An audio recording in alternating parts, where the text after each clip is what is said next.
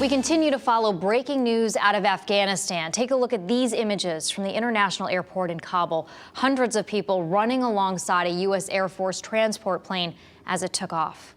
We know you expect more context when it comes to the crisis in Afghanistan, so we want to bring in Dr. Matthew Schmidt, an associate professor of national security and political science at the University of New Haven. Yeah, Dr. Schmidt, thanks for joining us here.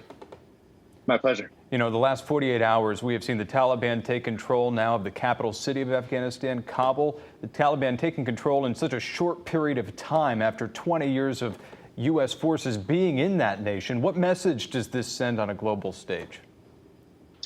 It says that war is complicated. It says that the Taliban was smart and clever in how they reconstituted. It says that George W. Bush, when he drew down in Afghanistan, probably bears most of the blame for what we're seeing today, because there was a chance, there was a time when the Taliban was on the run, and he let it go. Now, the United States spent 20 years in Afghanistan in this war on terror. How did the Afghan military forces fall in such a short amount of time? I mean, what was it, 10 days? Well, so we spent a lot of time and a lot of effort training them. There were always problems, but in the end, what happens is that these men had to decide if it was worth risking their lives in a fight that they calculated they weren't going to win, or to walk away and protect their families, and for many of them, I think, to fight another day. So there was cowardice. I don't want to say that there isn't, but we should be careful to paint the entire Afghan National Army with that same brush.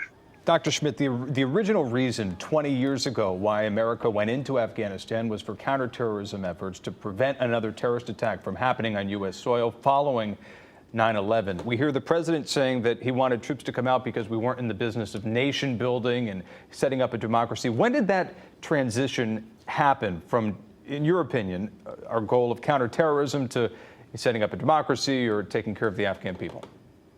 I think it happened several times. When we first went into Afghanistan in October 2001, it was very much a sort of counterterrorism mission, right? Kick the Taliban out of power in Kabul in order to allow us to engage in a search for, hunt, and kill al-Qaeda in the country. Remember that the Taliban wasn't our enemy. They just facilitated our enemy. Rapidly thereafter, it became we're just going to hold after we went to war in Iraq. And so we withdrew down to about 8,000 troops. Think about that. Right, we only have about 6,000 now, but we withdrew to 8,000, almost the same number in 2003. Then it was recognized that that wasn't going to be enough because the Taliban was coming back, was surging back. So we increased the troop numbers by tens of thousands, and that became a counter-insurgency that is a nation-building kind of mission. And then in the last few years, we've been back to counterterrorism. And that's what you'll see going forward from here, is that this isn't 2001. We don't have to be in the country anymore in order to engage in an effective counter-terror campaign. We have the tools to do it from other places on the globe. And actually, Dr. Schmidt, you were just telling us that you taught military planners in Afghanistan. Tell me what year that was, and were there any signs that something like this could happen quickly at that point? Sure. I was teaching for the Army's School of Advanced Military Studies from 2009 to 2014. And we had Afghan officers here, and we had many American officers we were training who went to Afghanistan to do this work. And this was always a concern.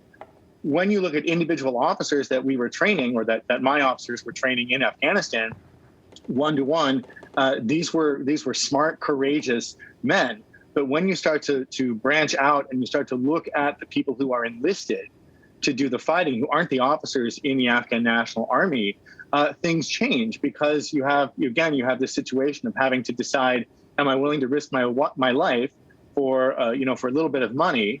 And while the Americans are here, the answer is yes. But when the Americans go, right, maybe I shouldn't do that. And the question there is, of course, what would any of us do in that situation?